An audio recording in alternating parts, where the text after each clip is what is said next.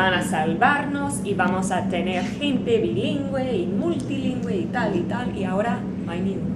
Y si existen programas bilingües, son bilingües en nombre o son bilingües con la meta de ¿cómo se dice eso? De ir a la lengua materna hacia el inglés. Exacto, transicional, no bilingüe, como se hace. Exacto.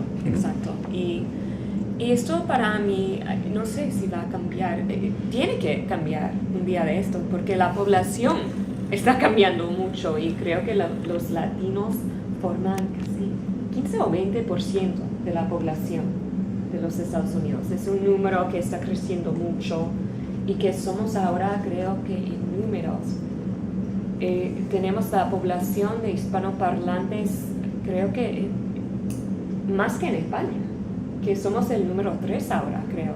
Sí, se ha superado. Sí, exacto. México, creo que es el primero. Y después, ¿quién? No me acuerdo. Igual es Colombia y tercero Estados Unidos, exacto, y cuarto. Sí. Y España. En los programas informáticos, el mexicano es la primera opción de Spanish. Se dice que dentro de pocos años China va a ser el país en el que más inglés va a haber. Sí, eso claro, sí, eso sí. Eso ha sido mi experiencia. Yo sí quería comentar, me llama la atención continuamente, cada vez que estamos algún tipo de relación con gente de otros países, seguramente las situaciones no son tan diferentes. Siempre hay planos, digamos, un análisis de tipo social, económico. Sabemos que las lenguas no están fuera de toda esa realidad y las lenguas también se pueden jerarquizar muchas veces pues, con análisis desde el punto de vista social y económico, ¿no? Y así es como ha funcionado el mundo seguramente siempre, ¿no? Por otra parte, yo creo que tal y como lo ha planteado Miquel antes, cuando se plantea que el multilingüismo, la situación que estamos teniendo, y efectivamente el siglo XXI está cambiando a unos ritmos que ya empieza a crear vértigo incluso, ¿no?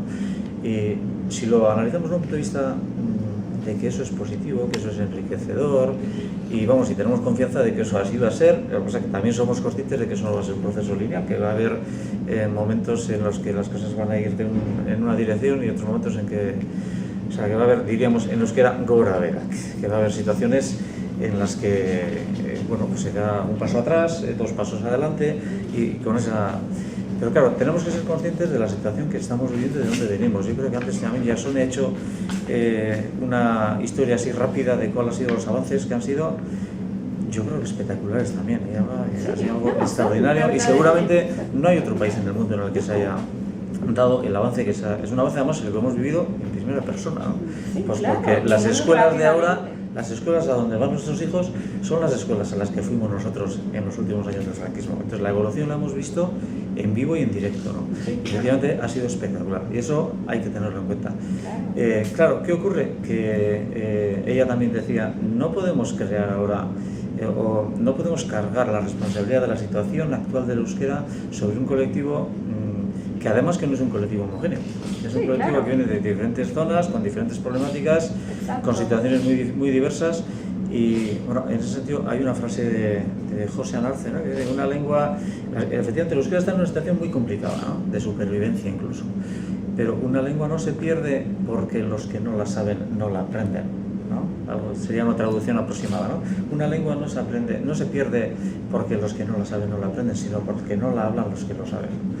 Entonces, efectivamente, no podemos cargar la responsabilidad sobre unos colectivos de gente que están buscando una vida mejor, que en muchos casos cuando vienen aquí incluso ni saben de la existencia del euskera. Exacto.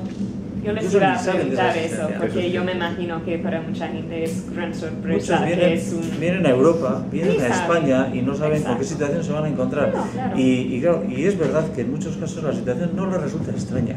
No, claro, porque son de comunidades multilingües. Claro, que son de comunidades multilingües, una situación muy rica, de acuerdo, pero jerárquicamente hablando, ya desde el punto de vista social y económico, son pobres, en una situación muy minorizada. El euskera está en una situación minorizada.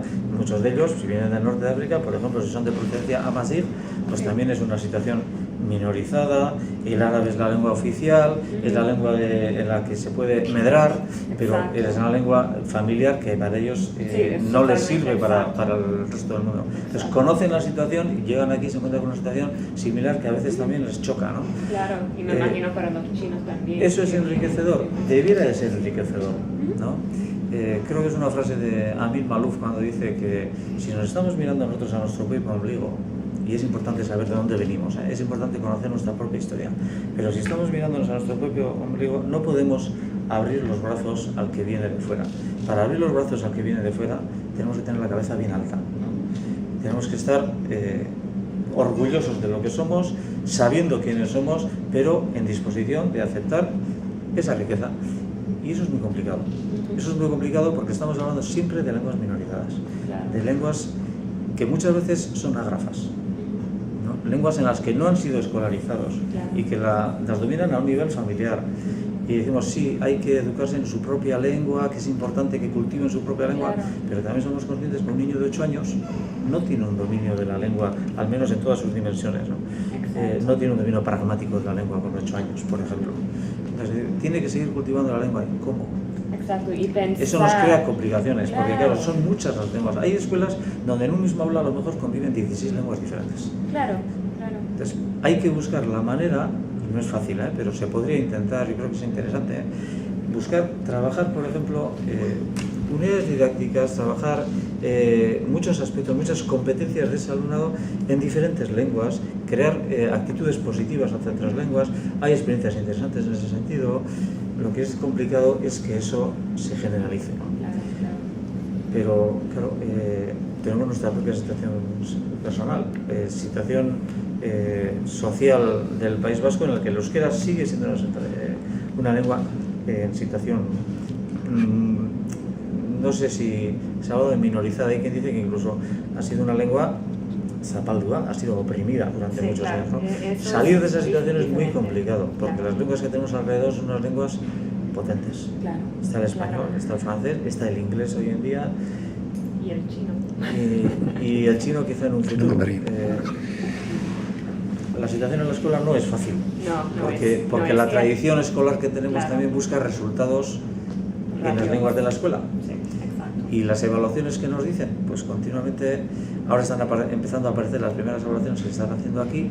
Conocemos muchos de los datos de Cataluña, de otros países, los informes que nos da PISA, y lo que nos dice es el resultado, en general el resultado del alumnado inmigrado es más bajo. Es más bajo en las competencias que nosotros les exigimos, en nuestra cultura escolar. Pero es que no les damos... ¿Ese es el futuro? Pues habrá que replantearse muchas cosas. Bueno, aquí se han hablado muchas cosas que comparto. A mí me gustaría aportar algo desde el punto de vista de la investigación, que es lo que creo que puede complementar a lo que se está planteando, y además aprovecharía pues para comentar algunas cosas que hemos hablado estos días. Creo que se ha dicho que aquí se ha producido un fenómeno único en el mundo, lo comparto. Ha habido unos cambios y unos avances muy importantes. Todavía yo me acuerdo cuando empezábamos a finales de los 70, a principios de los 80, aquellas campañas para convencer de lo positivo que era el bilingüismo, con el famoso libro de Lewis Walkan, que manejábamos constantemente para argumentar que efectivamente este era cierto, en los cuales personalmente incluso he participado en las charlas en las escuelas. Y de eso, en 30 años, hemos pasado a que, por supuesto, no se cuestiona en absoluto, e incluso, bueno, hay una voluntad verdaderamente importante. Antes habéis hablado algo que me parece importante, y es que el movimiento de abajo arriba tiene mucho que ver. Hay muchos estudios al respecto de que cuando hablamos de actitudes muchas veces pensamos en las actitudes individuales, pero hay unas actitudes colectivas en el pueblo, y lo que sí está demostrado es que cuando una sociedad tiene una actitud positiva para conseguir algo, eso tiene mucha fuerza. Por supuesto, como decíamos antes, ha coincidido con una voluntad muy clara de unas personas que estaban en un gobierno mucho más cercano, más descentralizado, como digo, el gobierno vasco, que han sido capaces de conectar precisamente también con eso, formar parte de ello personalmente y socialmente y colectivamente, y han hecho posible que ese encuentro tenga tanta fuerza que se transmita esto.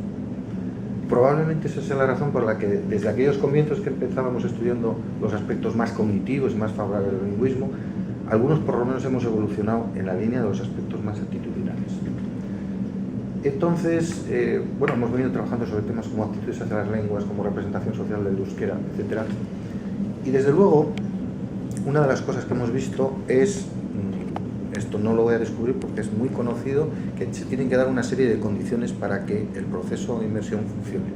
Lo conocemos por los trabajos de San Lambert en Canadá, lo conocemos por los trabajos en Cataluña, por los nuestros, en fin. Todas las experiencias coinciden en una serie de condiciones. Centrándonos en el tema que nos ocupa hoy en la mesa, ¿qué ocurre? De pronto, cuando ya habíamos conseguido, como muy bien decías tú antes, Joseba, ¿no? Cuando ya habíamos conseguido encarrilar el proceso de normalización, cuando esas condiciones estaban razonablemente creadas, estoy hablando lógicamente de formación de profesorado, estoy hablando de motivación de los padres, muy importante también, estoy hablando de conocimiento de las lenguas, es decir, que el profesorado verdaderamente sea bilingüe, etcétera, ¿no? Hay una serie de condiciones que todos conocemos.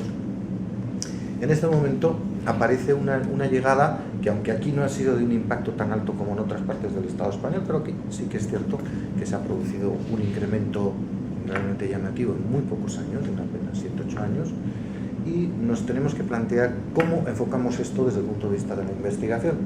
Cuando ya estábamos centrándonos en cosas como mucho más sutiles o específicas, porque los problemas mayores estaban de alguna forma conocidos y resueltos. Entonces, lo primero que se nos ha ocurrido, tanto en Cataluña como aquí, que estamos en contacto con otros grupos de investigación que trabajan sobre estos temas, es decir, bueno, vamos a aprovecharnos de toda nuestra experiencia aquí, en el País Vasco, de educación bilingüe, multilingüe, etcétera, intercultural también. Vamos a aprovecharnos de esa experiencia para ver qué es lo que podemos salvar para poder aplicarlo a la nueva situación, es decir, qué nos puede ser de utilidad. Y claro, ahí nos hemos encontrado, hay algunas publicaciones hechas en Cataluña, también yo mismo en colaboración con otras personas hemos hecho ahora recientemente una publicación en Francia sobre este tema. Entonces hemos hecho una especie de comparación entre lo que es la situación esa que planteabas antes, de que plantea una serie de